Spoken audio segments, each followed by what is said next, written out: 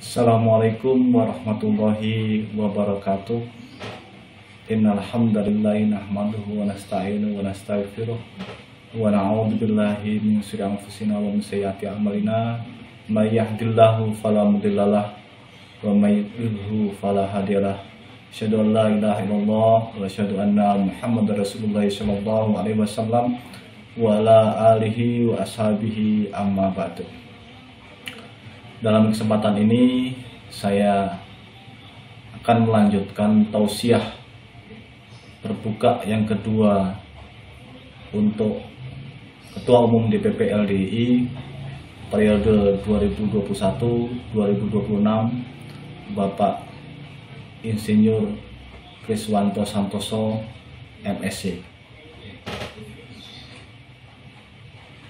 Saya ingin mengkoreksi atau memberikan masukan yang dari podcast Pak Kris dengan Ben Kasafani di channel LDI TV yang dipublish pada tanggal 19 Februari 2023. Mari kita lihat cuplikan podcast Pak Kris dengan Ben Kasafani di LDI TV.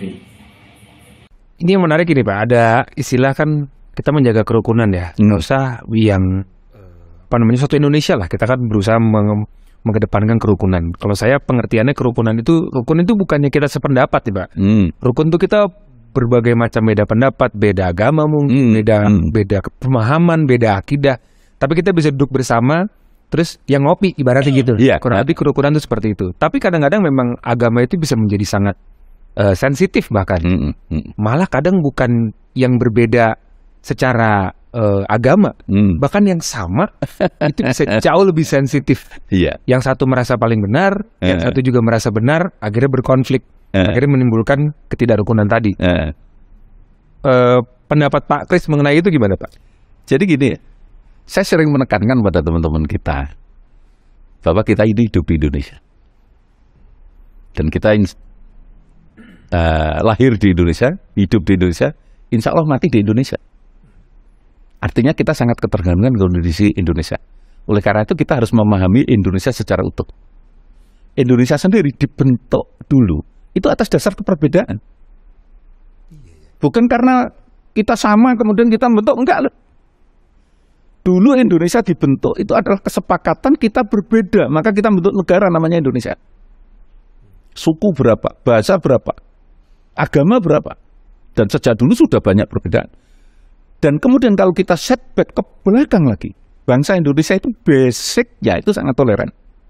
Buktinya banyak agama masuk di Indonesia. Kalau nggak toleran, nggak mau pasti.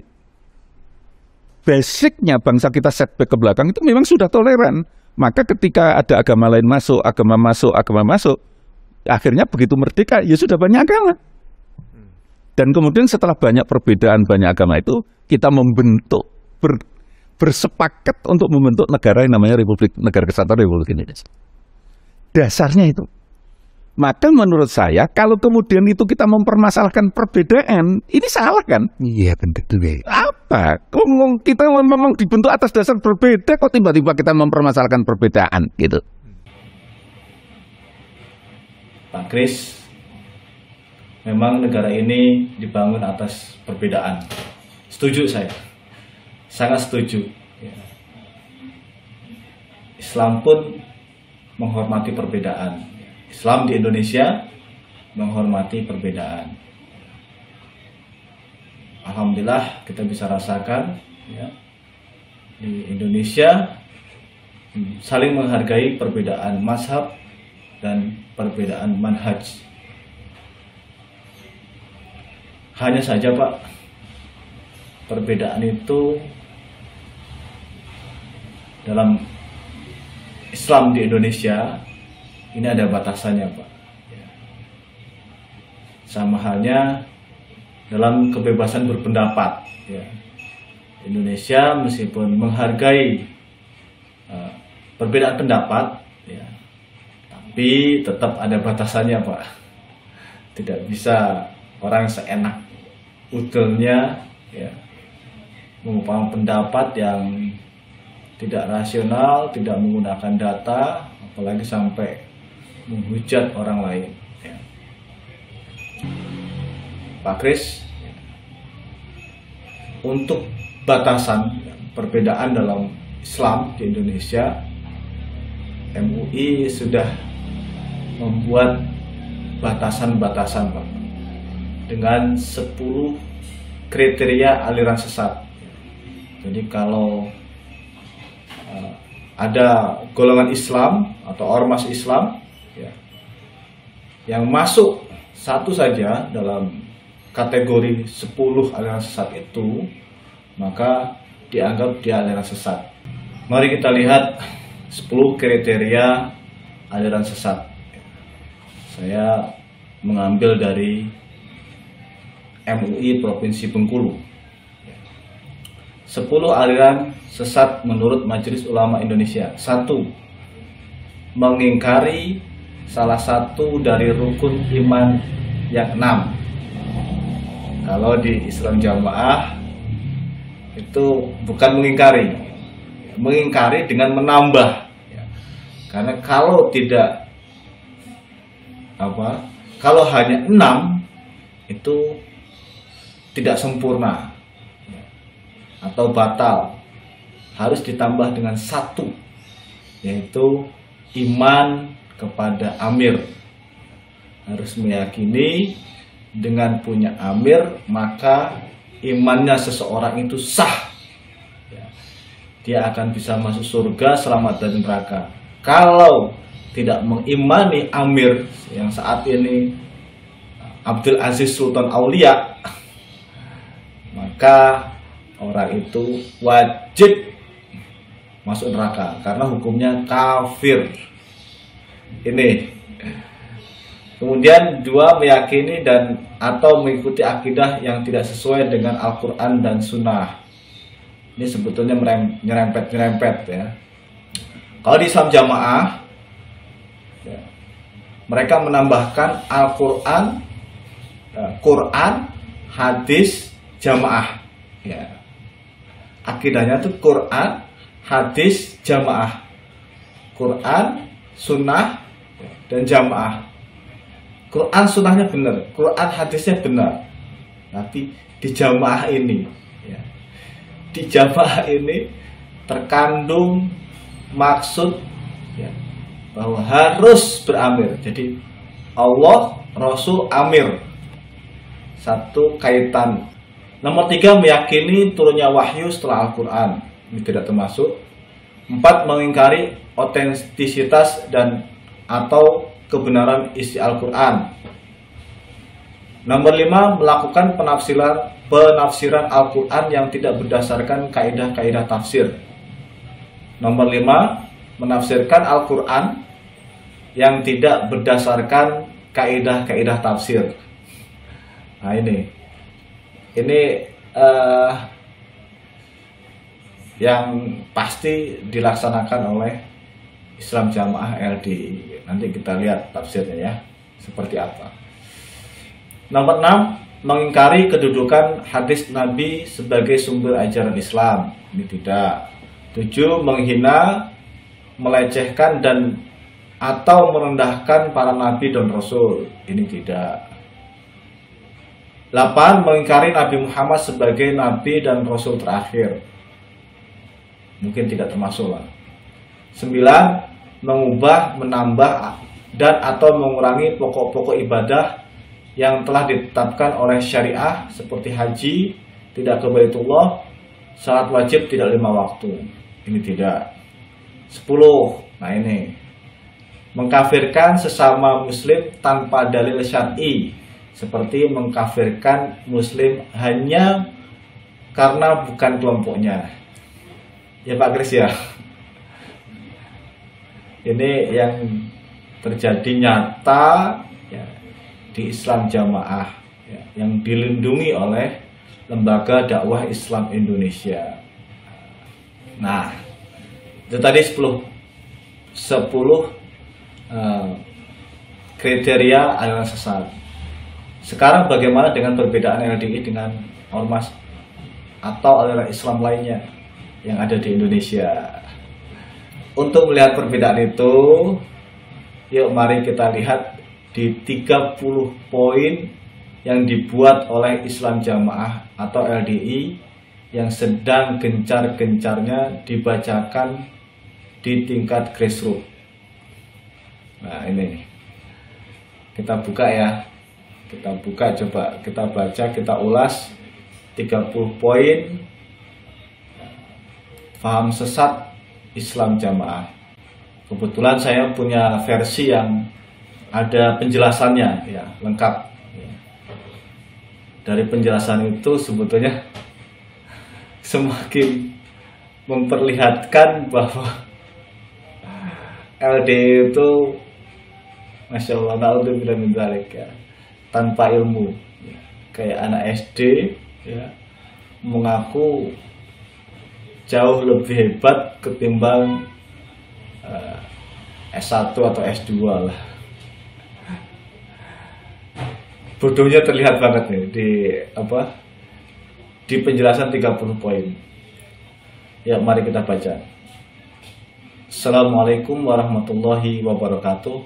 Bismillahirrahmanirrahim. Alhamdulillahirabbil alamin.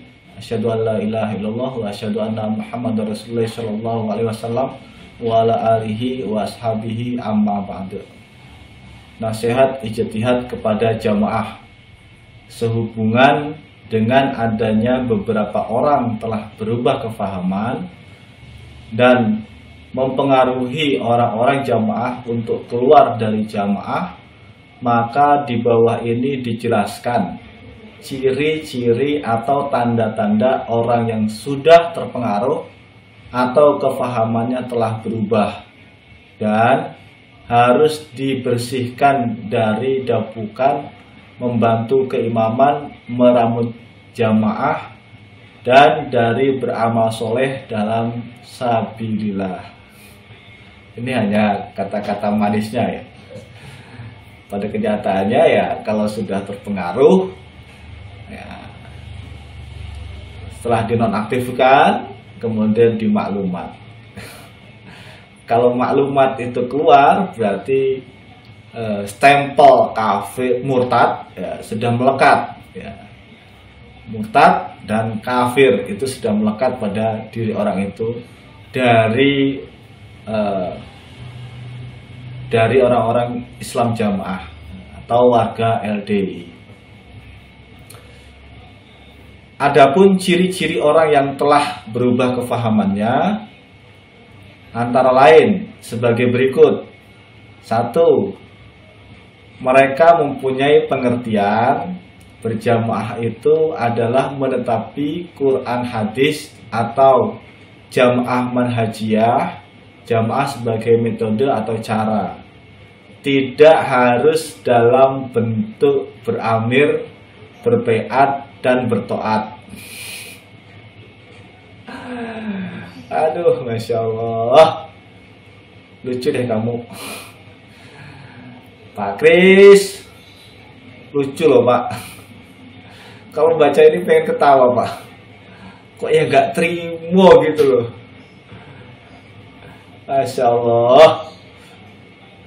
Kefahaman kita, jadi kefahamannya warga LDI Islam Jamaah ya, warganya Pak Kris mempunyai pengertian berjamaah itu adalah menetapi Quran hadis dan harus dalam bentuk beramir, berbaiat, dan bertoat. Bukan hanya jamaah manhajiyah atau jamaah sebagai metode atau cara. Jadi nggak terima ya.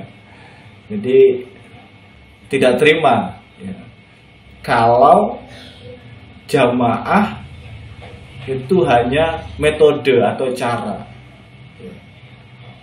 Pengennya ya wajib ya, harus setiap umat Islam yang ingin masuk surga, yang ingin mendapatkan ridho Allah, ya harus berjamaah, beramir, berbaiat, taat. Wah, Masya Allah. Setahu saya dan yang lain, ya, formasi lengkap dalil jamaah, ya, beramir, to'at, itu hanya ada di hadis yang diriwayatkan oleh Ad-Darimi, yang diucapkan oleh Umar bin Khattab radhiyallahu anhu, ya. Hanya itu saja. Dan dalil ini, ya, sudah saya sampaikan saat saya mengundurkan diri dari Islam Jamaah LDII, ya. Ada waktu sekitar bulan Februari tahun lalu, ya, saya mengundurkan diri dengan mengajukan surat pernyataan. Dan salah satu yang saya bahas adalah ini. Yang menjadi koreksi saya, yang pertama, Sunan Ad-Darimi belum dimangkulkan di jamaah, ya. Dalil ini, la islama illa bil jamaah, wala jama'ata illa bi imarah, wala imarata illa bi to'ah, ya. Ini selalu didengung-dengungkan, padahal Sunan Ad-Darimi belum dimangkulkan di jamaah. Katanya harus mangkul, ya. B, ya, apakah jamaah punya sanad Ad-Darimi atau tidak? Sekarang katanya harus berisnad.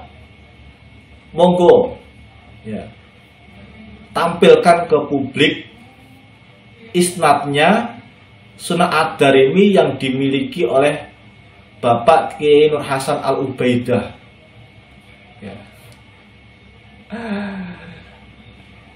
Jangan alasan hilang di becak. Aduh, Terus kemudian hadis ini mauquf, ya, karena hanya sampai Umar radhiyallahu anhu. Tidak bisa memansuh hadis yang bersumber langsung dari Rasulullah. Mauquf itu lemah, ya, tidak bisa dijadikan sandaran hukum, ya, karena ucapan sahabat, ya. Jadi referensi bisa, ya, tapi jadi hukum yang mutlak nih, ya, karena beramir ini wajib, ya, wajib. Itu nggak bisa, karena ada sabda Rasulullah yang lain, ya, yang tidak mengharuskan, ya, orang mendapatkan jaminan surga, tidak mengharuskan berjamaah beramir. Tuh. Kemudian sanadnya dhaif, karena perawi Sufyan bin Rustum, ya, tidak dikenal, dan Abdurrahman bin Maisyarah tidak pernah bertemu dengan Tamim Ad-Dari. Jadi ada dua perawi yang kondisinya diragukan, ya. Jadi dhaif, dua perawi sudah dhaif. Hadisnya bukan dari Rasulullah, tapi hanya dari Umar bin Khattab. Perawinya dua dhaif, ya. Kemudian hadis ini dhaif, ya, sehingga tidak bisa dijadikan sandaran hukum, apalagi memansuh hadis mutawatir. Jadi rukun iman, hadis tentang rukun Islam, rukun iman itu posisinya hadis mutawatir. Tidak ada ulama, ya, sedunia ini yang meragukan keabsahannya hadis-hadis tentang rukun iman dan rukun Islam, ya, kecuali mungkin yang meragukan hanya warga LDI mungkin, ya, ulamanya LDI. Tapi kalau yang lain tidak, ya. Kalau orang sudah melaksanakan rukun Islam, rukun iman, itu dia punya hak di sisi Allah. Tidak harus beramir. Kok maksain banget toh? Astagfirullah. Na'udzubillahi min dzalik. Ya. Bab hadis ini juga Pak, kalau kita lihat ya, bab hadis ini tentang akibat hilangnya ilmu. Babu fi dhahabil ilmi, ya, bab dalam tentang ya, hilangnya ilmu. Bukan wajibnya berjamaah dan berimam. Jauh Pak, jauh ya. Masya Allah ya. Kok dijadikan ini bab tentang hilangnya ilmu, kok dijadikan bab tentang wajibnya berimam ya. Gak nyambung Pak, jaga sembung Pak. Kemudian ya, jamaah yang dimaksud dalam hadis ini adalah jamaah persatuan Pak, persatuan Islam ya. Bukan membuat golongan dengan nama jamaah ya Pak. Ke-30 poin. Jadi ya, yang ini beramir, berbeat dan taat itu jelas merubah rukun iman ya, yang tadinya 6 menjadi 7, karena Islam jamaah meyakini kalau berislam itu harus beramir, harus wajib ya. Kalau enggak kafir. Itu berarti Islam jamaah LDI menambahkan rukun iman dari 6 menjadi 7. Berdasarkan dalil-dalil di bawah ini, ya ayyuhalladzina amanu taqullaha haqqa tuqatih wa la tamutunna illa wa antum muslimun. Wa tasimu bihablillahi jami'an wa la tafarraqu. Surat Al-Imran ya 102 sampai 103. Hai orang-orang yang beriman, takutlah kalian pada Allah sebenarnya takut ya. Dan jangan mati sungguh kalian kecuali dalam keadaan Islam. Wa'tasimu bihablillahi jami'an ya. Berpegang teguhlah kalian pada agamanya Allah semuanya. Maksudnya kalian semua berpegang teguhlah pada agamanya Allah. Dalam berpegang teguh itu wala tafarraqu, bersatulah dan jangan berpecah belah. Jami'an Pak, di mana-mana itu artinya semuanya Pak. Hanya di ayat ini ya, jamaah mau melintir. Jami'an artinya berjamaah. Berpegang teguhlah pada agamanya Allah dengan berjamaah dan jangan berpecah belah. Wah, kalau jamaah itu langsung diartikan otomatis harus beramir, berbeat, bertaat. Padahal faktanya tidak Pak ya.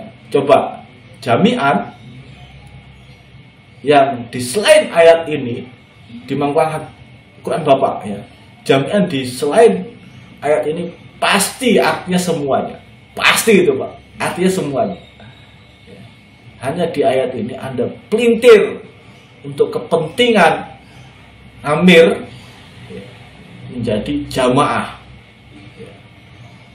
Terus kemudian wala tafarraqu, dan jangan berpecah belah.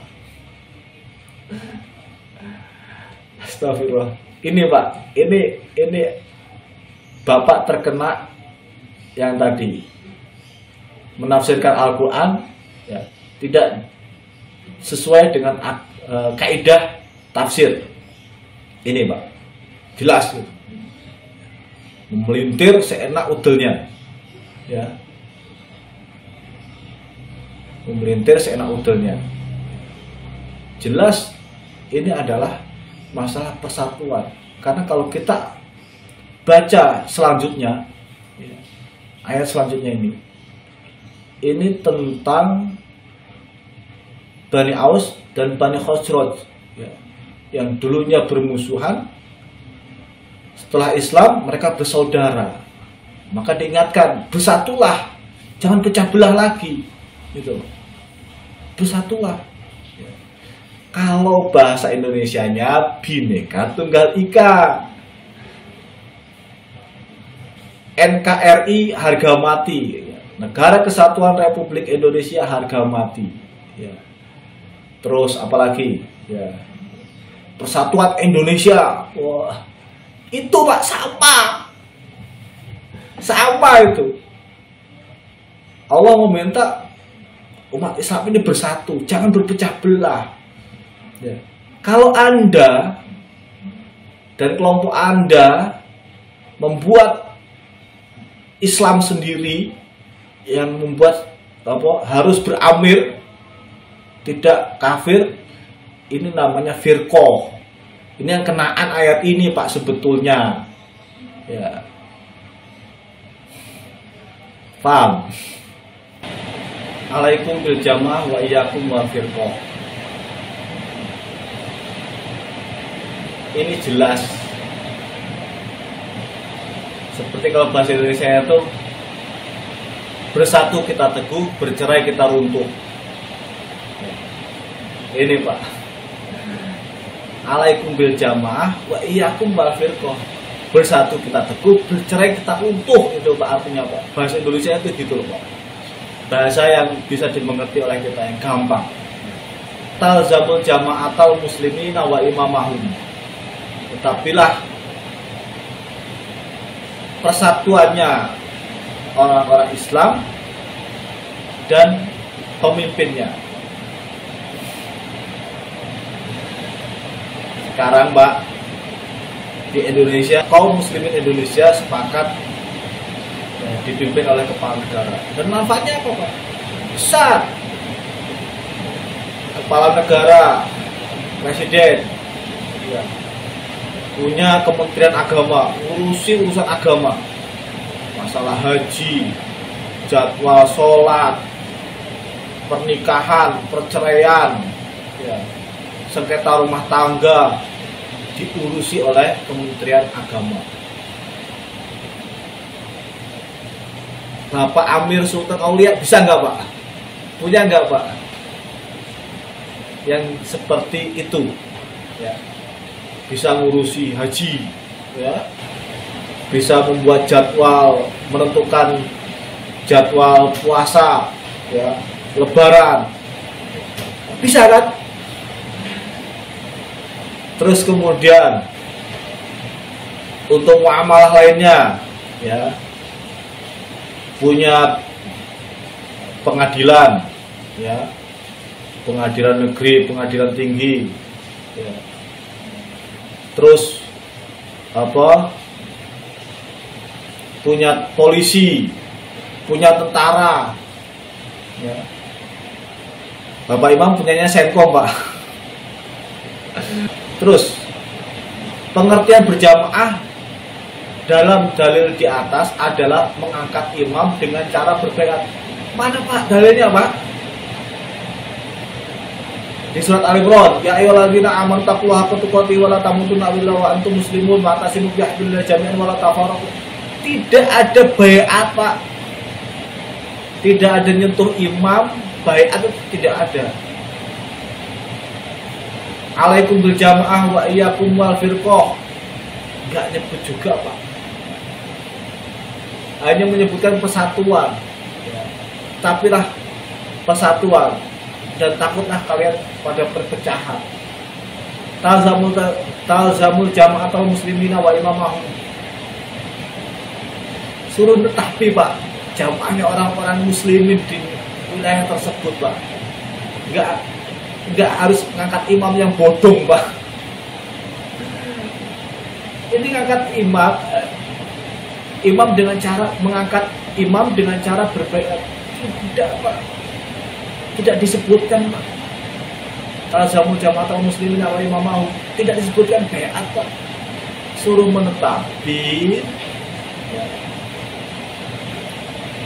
persatuan umat Islam dengan satu pemimpin. Itu Pak. Ini satu saja sudah jelas paham takfirnya. apalagi 30. Dan ini terlihat bodohnya Pak, Pak. Subhanallah. Bukan terlihat pintarnya, tapi terlihat bodohnya Pak. Sangat memalukan Pak. Saya saja orang yang miskin ilmu, melihat ini tuh sudah pengen ketawa Pak. Lucu saking bodohnya Pak. Astagfirullah.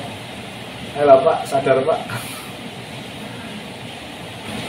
Jadi ini 30 poin yang sesat. Nanti banyak lagi. 30 poin ini warga LDI wajib mendengarkan secara berulang-ulang agar mereka paham akan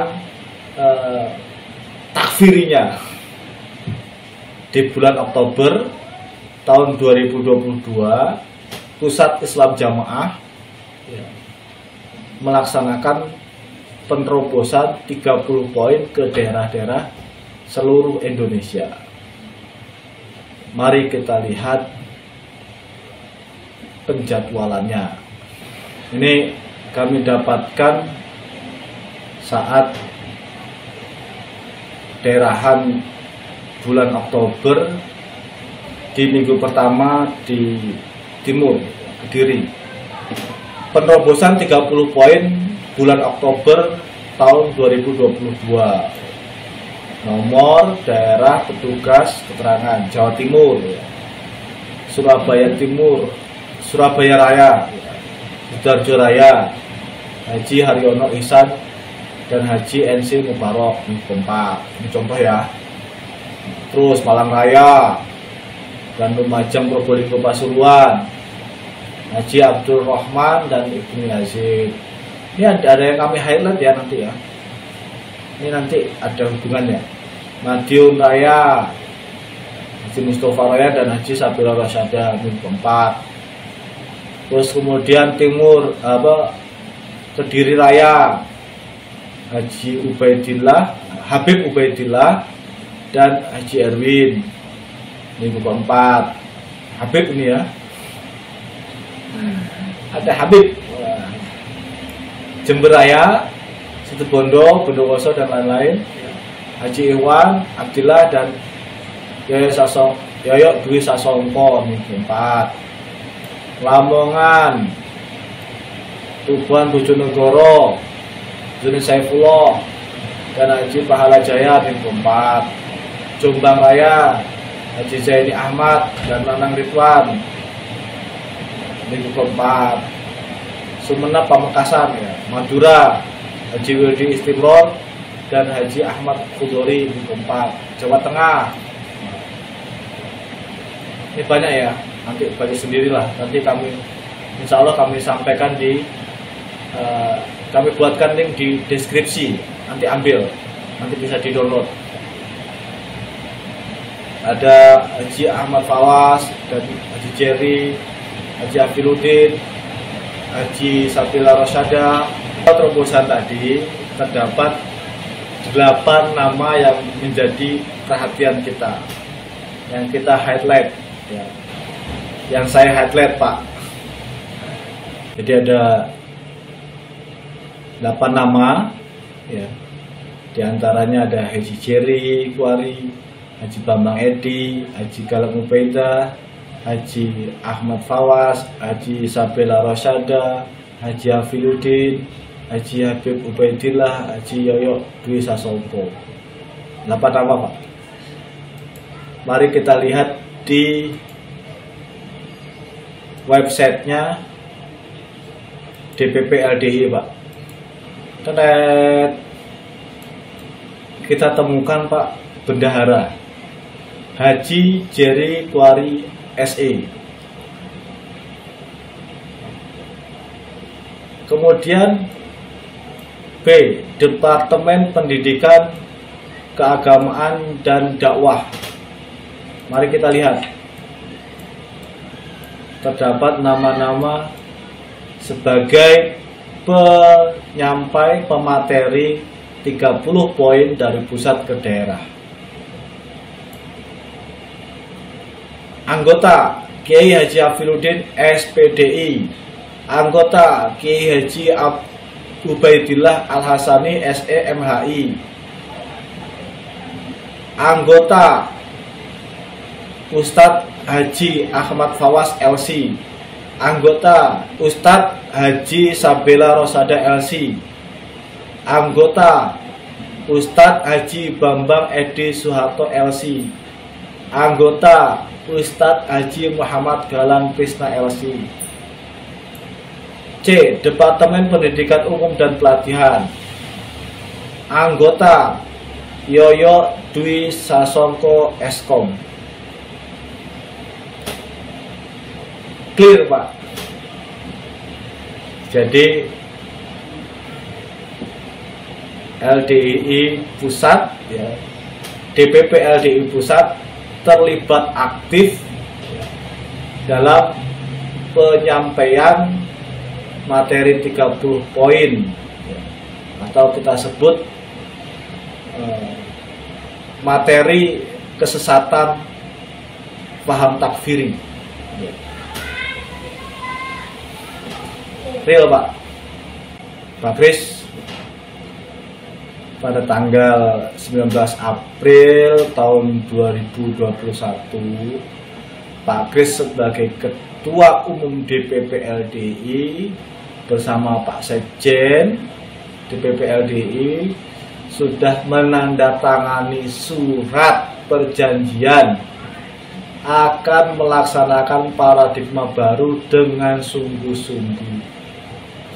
Tapi faktanya warga LDI yang berparadigma baru dimurtadkan, masih dimurtadkan. Yang jelas tadi, di bulan Oktober tahun 2022, DPP LDI masih berperan aktif dalam penyebaran faham takfiri Islam jamaah.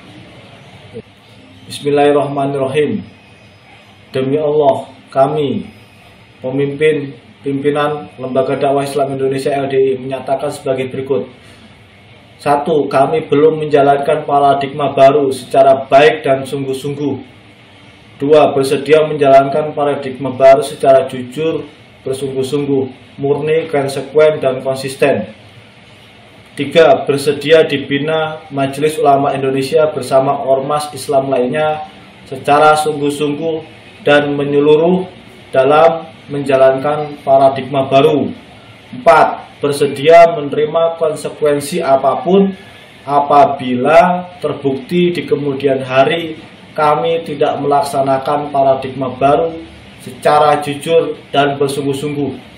Demikian surat pernyataan ini dibuat dengan penuh kesadaran tanpa paksaan siapapun.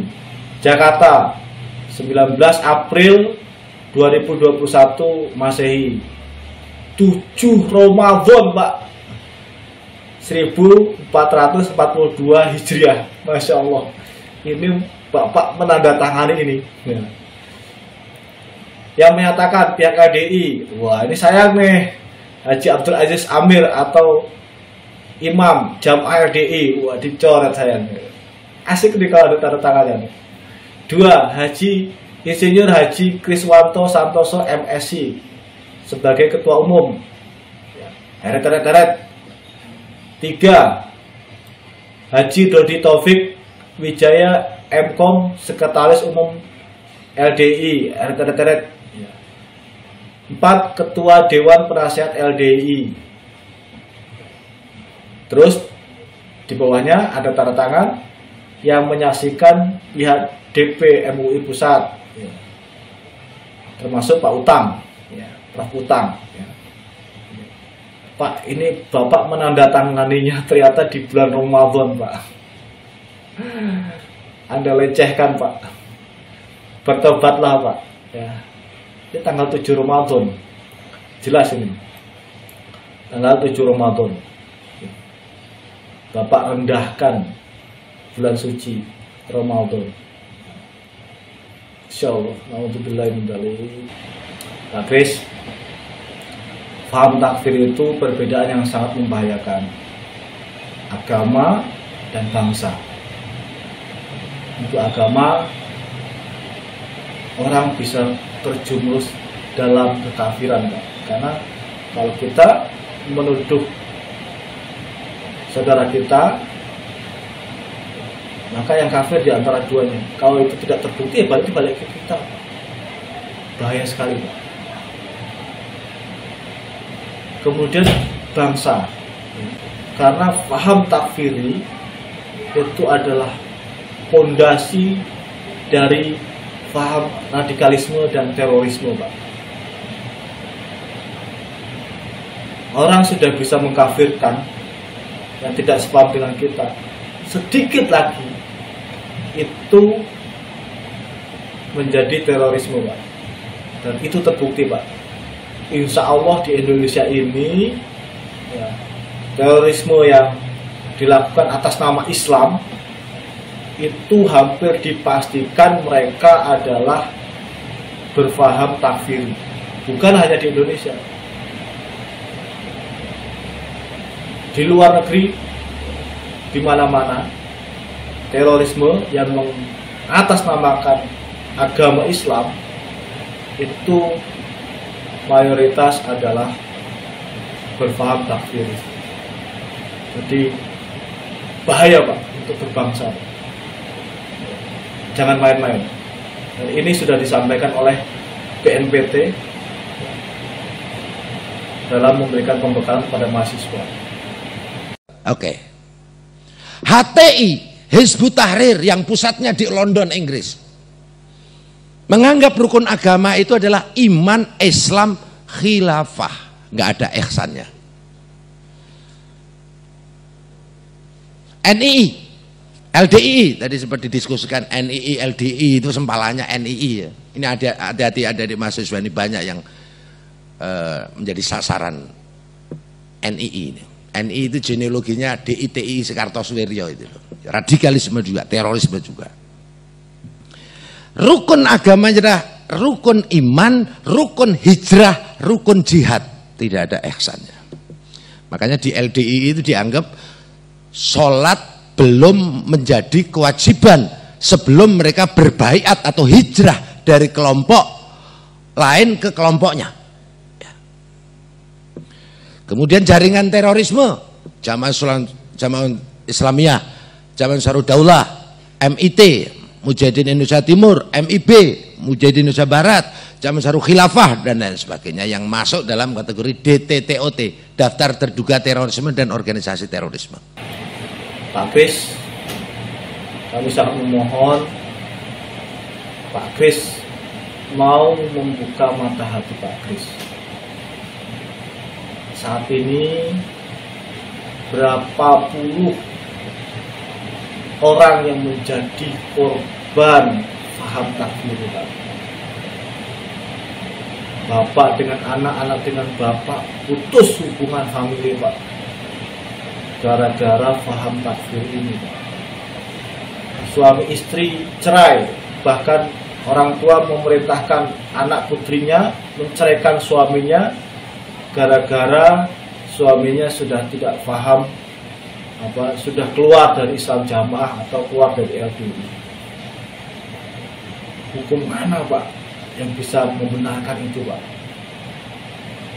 Suami istri harus pisah, anak menjadi korban gara-gara paham yang Anda lindungi, yang Anda sebarluaskan.